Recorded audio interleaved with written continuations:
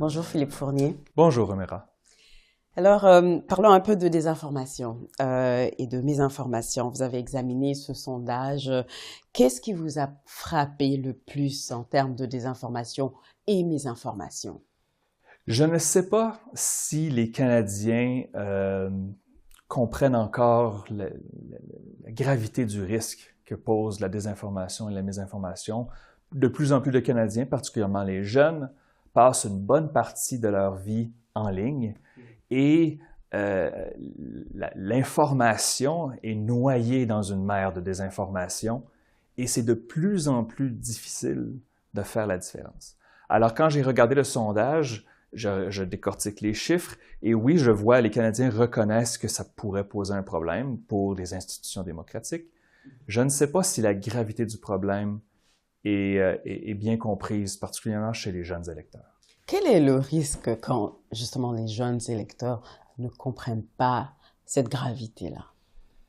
Le risque est certainement que des politiciens aux mauvaises intentions pourraient essayer d'en profiter. Lorsque un parti politique ou certains politiciens voient la fin qui justifie les moyens, qu'il faut gagner à tout prix, même au prix de désinformer, de mentir et d'offrir des solutions faciles qui sont basées sur des informations erronées, je crois que les démocraties sont en danger. On peut avoir nos opinions, on ne peut pas avoir nos propres faits, mais c'est ce que la désinformation sur Internet produit, des faits alternatifs.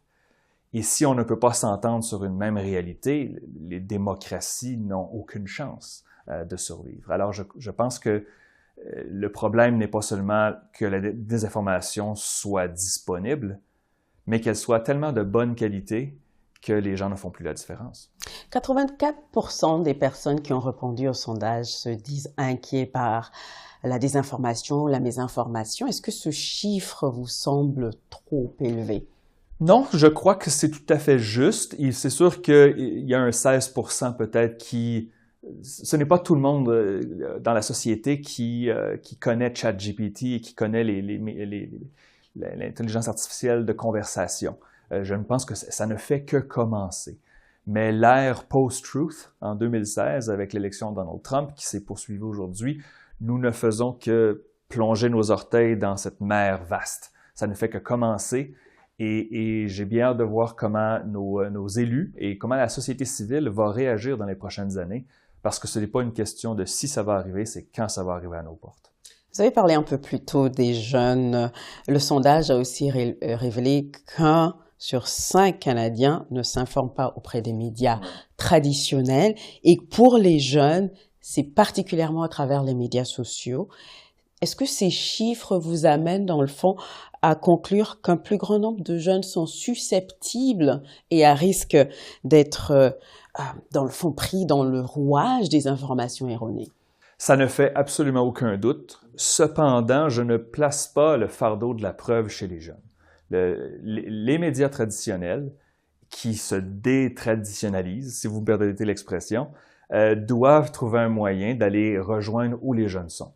Les jeunes ne vont pas s'informer juste par pur plaisir. C'est un certain travail de s'informer, même si on espère toujours que ce soit un petit peu divertissant. Mais la mort des journaux, il en reste encore, mais on s'entend à la grandeur du pays, les quotidiens écrits, imprimés sont en recul.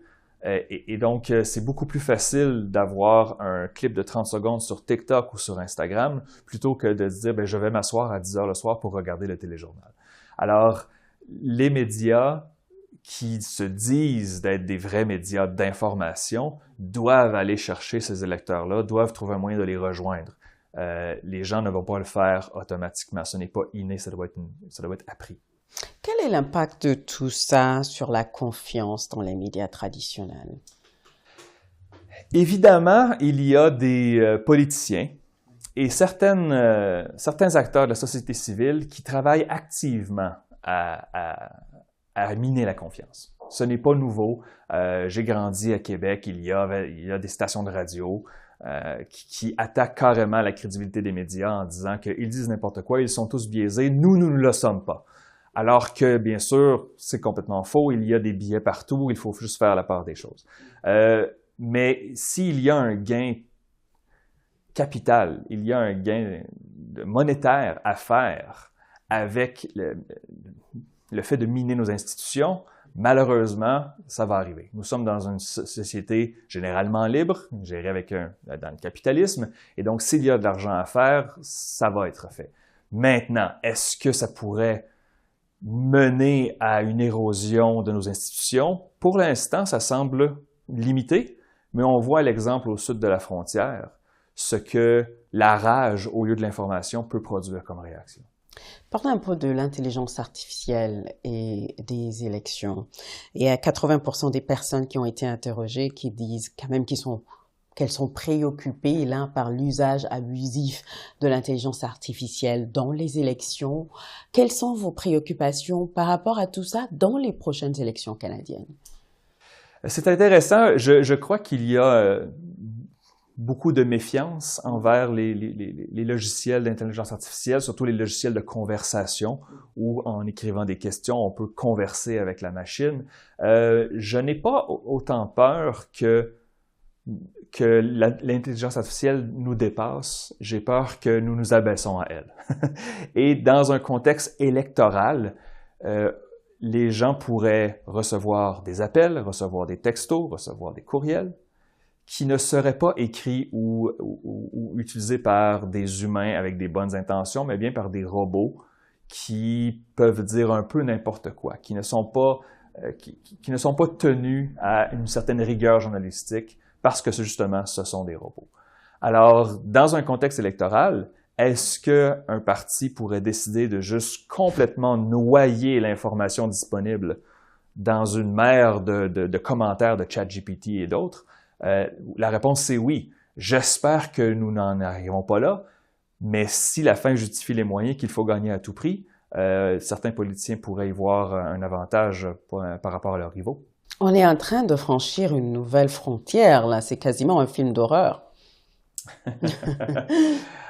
Pour les partisans de la démocratie, en effet, c'est un problème.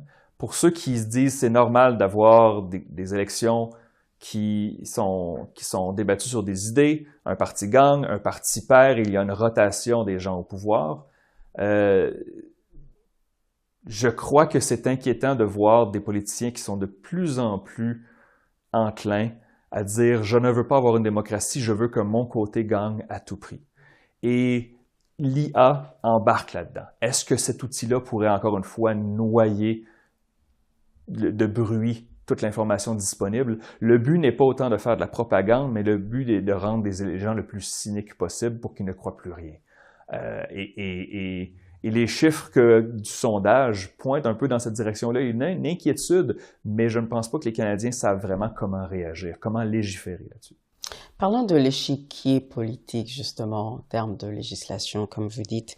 On voit que davantage de conservateurs, dans ce sondage-là, se disent inquiets par l'état des institutions démocratiques, essentiellement par l'état de notre démocratie, en comparaison à des personnes qui sont situées du côté, disons, de la gauche dans l'échiquier politique. Pourquoi pensez-vous que les conservateurs sont beaucoup plus inquiets par l'état de notre démocratie? Je vais faire attention ici avec mes commentaires, car je suis un spécialiste de chiffres, alors je ne veux pas trop empiéter sur les sociologues. Je ne suis pas sociologue et je ne prétendrai pas en être un. Cependant, ce n'est pas une coïncidence que nous avons les libéraux au pouvoir depuis près d'une décennie et que les conservateurs, les électeurs conservateurs, après 3 défaites électorales consécutives, se sentent un peu lésés.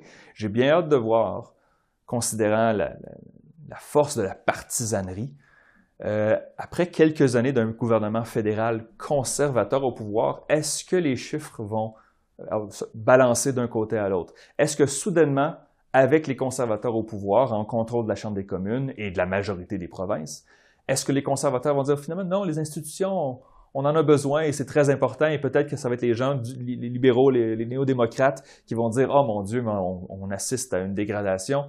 Il ne faut jamais sous-estimer la puissance de la partisanerie dans les chiffres que nous voyons. si on peut regarder d'autres enjeux, si on regarde les changements climatiques, ben quelle coïncidence, la province qui est le moins enclin à vouloir attaquer les changements climatiques, c'est les provinces qui dépendent du pétrole dans leur économie. Ce n'est pas une coïncidence, bien sûr. Alors, je ne dirais pas que les conservateurs sont plus enclins à douter des institutions, autant que quand ils contrôleront les institutions, peut-être qu'ils vont les apprécier un peu plus.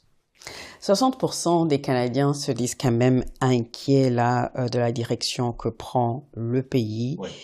Comment ce chiffre se compare-t-il à d'autres sondages que vous avez vus? C'est clairement en hausse depuis quelques années, surtout depuis la fin de la pandémie. On s'entend, la date de la fin de la pandémie n'est pas bien déterminée, mais la pandémie a laissé des traces. Il y a plusieurs électeurs qui se sont sentis attaqués, se sont sentis lésés, forcés. Il y a un nouveau mouvement. Je crois qu'avant la pandémie, le mouvement anti-vaccin était assez marginal. Aujourd'hui, malgré que ce n'est pas une majorité des électeurs, c'est quand même un bloc assez important de la population. Et donc, la pandémie a secoué l'ordre mondial. Et on ajoute à ça le coût de la vie qui a augmenté dramatiquement, le coût du logement. La tension sociale, elle est très forte présentement. Et je crois que c'est ce que nous observons lorsqu'on arrive à la fin d'un cycle. Et encore une fois, on regarde les intentions de vote, les taux d'approbation des chefs fédéraux. On voit qu'on s'approche vers la fin d'un cycle. Les libéraux vont probablement subir la défaite en 2025. Évidemment, je ne fais pas de prédiction tout de suite, mais les chiffres pointent dans cette direction-là. Et peut-être qu'un changement pourrait apaiser quelque peu la tension. On voit ce même scénario dans d'autres pays occidentaux. Et bien sûr, au sud de la frontière, on sait que la tension est très élevée. Toujours dans le sondage, 63% des personnes interrogées s'inquiètent par rapport à l'érosion de leurs droits et libertés. On est quand même dans un pays avec une charte des droits et libertés. Si on remonte aux dernières élections de 2021, quelle était l'importance de ces inquiétudes à cette époque et comment est-ce que ça se compare à ce qui se passe en ce moment?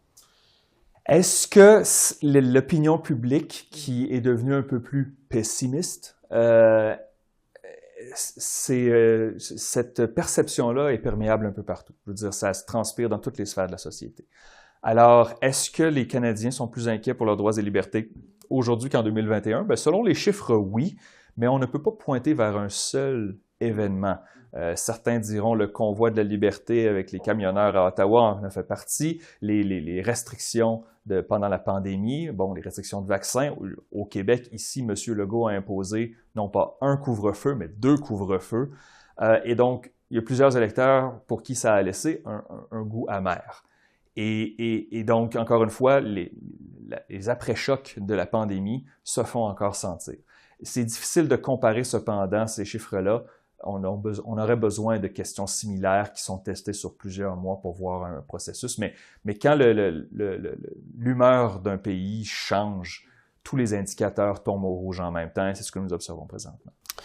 Parlons un peu plus de la désinformation et son incidence sur les élections futures. 73% des personnes interrogées estiment que la désinformation a une incidence sur les élections. On sera bientôt en année électorale. Comment est-ce que vous voyez évoluer ce chiffre-là? C'est une bonne question. La vraie réponse, c'est « je ne le sais pas ».